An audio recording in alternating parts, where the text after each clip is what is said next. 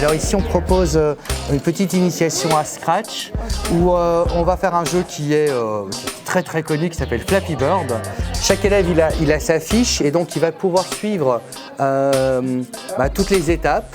Alors la première étape, ça va être faire tomber l'oiseau, la deuxième étape, ça va être de le faire voler, la troisième étape, ça va être de te dire ok mais si je touche le sol ou si je touche un tube, je meurs. Et puis après on va faire bouger les tubes.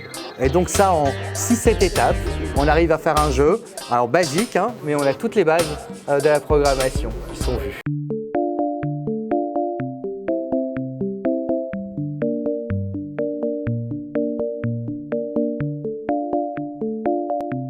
Ici, on est occupé sur un atelier Arduino, donc on fait de l'électronique et c'est vraiment les bases de l'électronique qu'on essaie d'introduire avec les jeunes. Donc ici, par exemple, le premier circuit qu'on réalise, c'est un circuit qui permet de faire clignoter une LED. On introduit donc les toutes bases, déjà qu'est-ce que c'est une LED, que sont les résistances, et on code en fait avec du C++. Donc c'est un langage de programmation qui utilise du texte plutôt que des blocs comme le Scratch par exemple. Et donc c'est l'introduction à l'électronique et ça permet de montrer un petit peu ce qui se passe derrière un appareil électronique.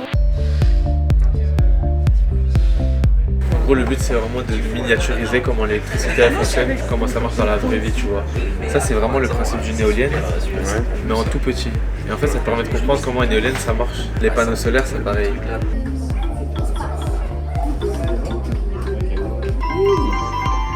Ici, ce qu'on a fait, c'est qu'on a connecté de la plasticine avec des câbles à un boîtier Meki, enfin une carte électronique. Et donc, on a plusieurs jeux. Donc, on a du piano, on a des jeux plus comme Mario ou quoi. Et du coup, le but, c'est de créer des manettes ou des nouvelles touches, etc. Du coup, le courant, il passe par le corps parce qu'elle est obligée de garder en main un fil. Si elle l'a pas, le courant il passe pas. Donc moi si je fais ça, ça va pas avoir d'action sur le jeu.